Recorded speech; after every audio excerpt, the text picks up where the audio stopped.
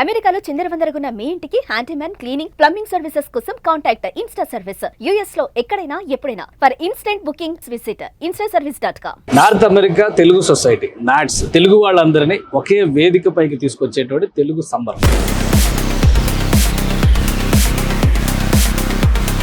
NATS లో పాల్గొనేందుకు పౌర సరఫరాల శాఖ మంత్రి నాదెండ్ల మనోహర్ గారు వచ్చారు. ఒకవైపు సంక్షేమం, రెండో వైపు అభివృద్ధి. ఈ విషయంలో కూటమి ప్రభుత్వానికి ఈ ఏడాది పరిపాలనలో మీరు ఇచ్చేటువంటి రేటింగ్ ఏంటి? ఫస్ట్ పాయింట్ అందరికి గుర్తు చేసేది ఏంటంటే, గతంలో మీకు మాట్లాడే స్వేచ్ఛ ఉండేదా?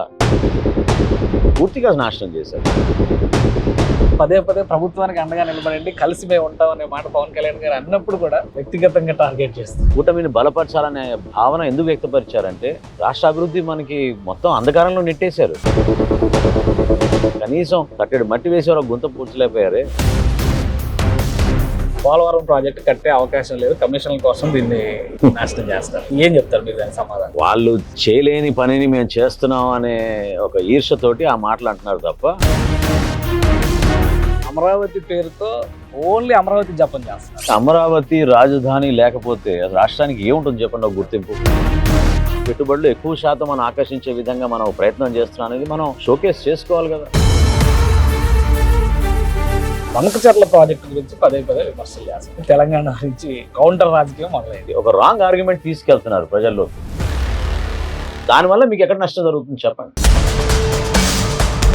పవన్ కళ్యాణ్ గారు ఉప ముఖ్యమంత్రిగా ఈ ఏడాది కాలంలో ఎలా ప్రజల మనసును గెలిచారు? ఆ స్థాయిలో ఉన్న వ్యక్తి అట్లా గిరిజన ప్రాంతాల్లో పర్యటించి రోడ్ల విషయంలో కానివ్వండి, వాళ్ళకి ఆరోగ్య సమస్యల విషయంలో కానివ్వండి, ఏ ప్రభుత్వం కూడా గతంలో పనిచేయని విధంగా పనిచేసి చూపిస్తాం. నెగిటివ్ ప్రాపగండాలో ప్రధాన పాత్ర పోషిస్తుంది. మేనిఫెస్టోని డీవియేట్ చేశారు. కూటమి ప్రభుత్వం మేనిఫెస్టోని అమలు చేయడంలో విఫలమైపోయిందా?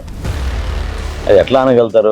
ఇచ్చిన మాట మేరకు పెన్షన్స్ పెంచి దీపం పథకం ప్రారంభించాం, సిమెంట్ రోడ్లు నిర్మాణం చేసాం, ఆగస్టు 15 నుంచి బస్సు సౌకర్యం మహిళలకు కల్పిస్తున్నాం. మాకున్న వనరుల్ని ఎట్లా జాగ్రత్తగా ఉపయోగించాలి, రాష్ట్రానికి ఇంకా మేలు చేయాలని తపనతో పనిచేస్తాం తప్ప వాళ్ళలాగా మూర్ఖంగా